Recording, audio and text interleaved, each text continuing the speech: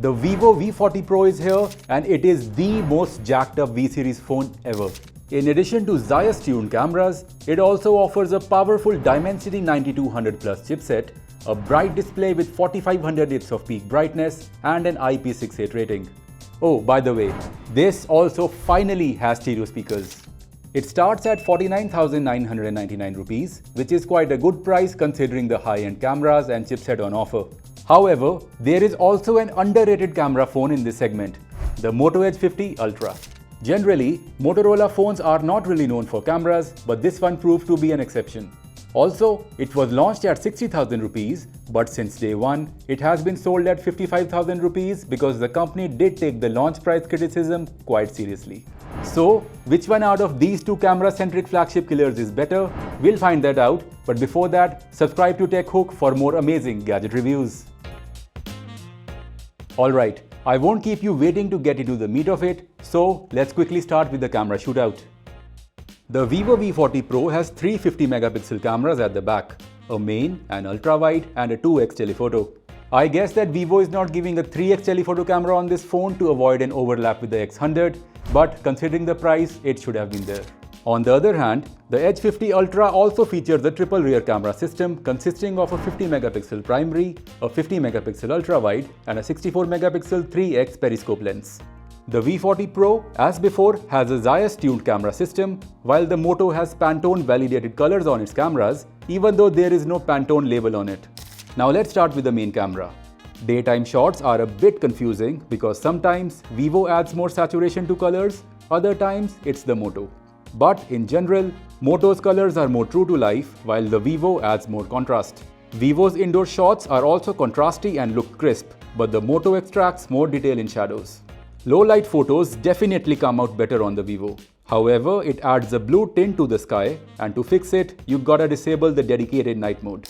The V40 Pro also finally has stabilization for its 4K 60fps videos, but they still remain less stable than the Moto's footage. The Edge 50 Ultra also extracts out more detail in low-light videos. Moving on to the telephoto camera, this is an obvious victory for the V40 Pro. Vivo's best in business portrait algorithms make its portrait shots amazing. Take this photo for instance. I was sitting under a harsh yellow light, which is quite evident in this photo taken by the Edge 50 Ultra. But the Vivo processed everything so beautifully, restoring my skin and shirt color. And this is without aura light or beautification enabled.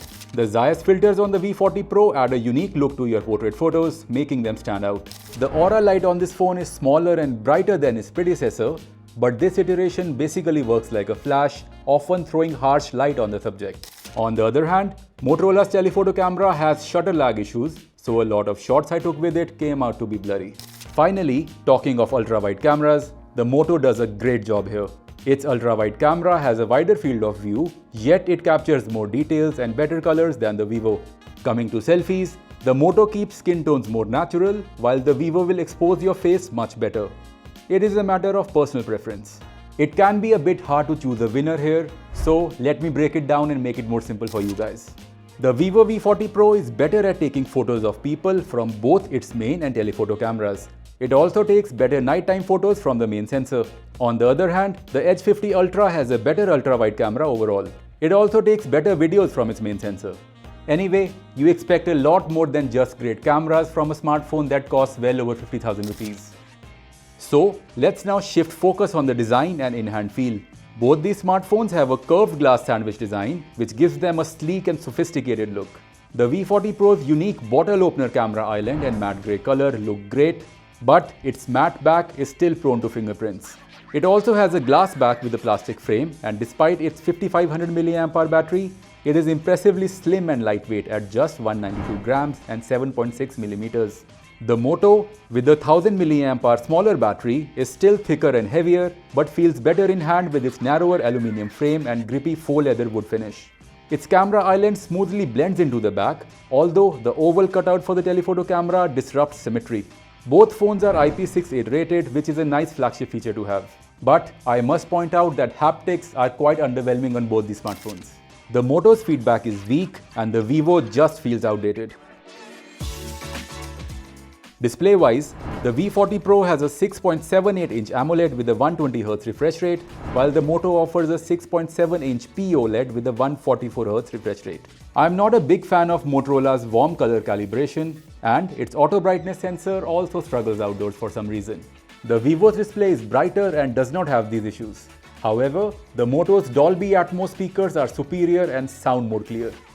In terms of performance, the Edge 50 Ultra has the Snapdragon 8s Gen 3 and the V40 Pro is powered by the Dimensity 9200 Plus. Both score similarly on Antutu, but Vivo shows better CPU stability. On the solar-based stress test, Vivo once again scores higher, but it has much less stability throughout the test. Motorola's UFS 4.0 storage means faster game loading, though both phones warm up during heavy use, with the Edge 50 Ultra heating up faster because of the Snapdragon 8s Gen 3. Both phones are pretty good with gaming and can play BGMI at similar settings. As for software, Motorola's Hello UI is clean and close to stock Android, but it does have occasional stutters. On the other hand, Vivo's Funtouch OS is cluttered with bloatware and spammy notifications, but it is quite well optimized for speed. Both softwares also have AI features, with Vivo offering an AI object eraser, while the Motorola offering a wallpaper generator. However, as of mid-2024, these AI features are very basic. I would really appreciate if both of these brands offer more AI features with future software updates. Finally, let's talk about battery life, and there is no comparison here. The Edge 50 Ultra has a 4500 mAh cell, while the V40 Pro has a 5500 mAh cell. So, you can easily extract 9 hours of screen time from the Vivo with mixed use, while the Moto will not exceed 7.5 hours. But Motorola does get bonkers charging speeds at 125 watts wired and 50 watts wireless. The 50 watts wireless charging does require a proprietary wireless charger, so I could not test it. But the wired charging fully charges this phone in approximately 20 minutes. The Vivo has no wireless charging and its wired charging is rated at 80 watts, which is not bad. So, the Vivo V40 Pro and the Motorola Edge 50 Ultra are two great smartphones in the 50,000 rupees segment. However, if I personally had to choose one, I would most likely go with the V40 Pro because of its amazing portrait algorithms, a better display, and much superior battery life. On the other hand, if you film a lot of videos, the Moto might be the better option for you. It also offers a better in-hand feel and comes with wireless charging as well. So, which one out of these two is gonna be your pick? Well, do let me know down in the comments, and while you're at it, please subscribe to TechHook to keep up with the latest in tech.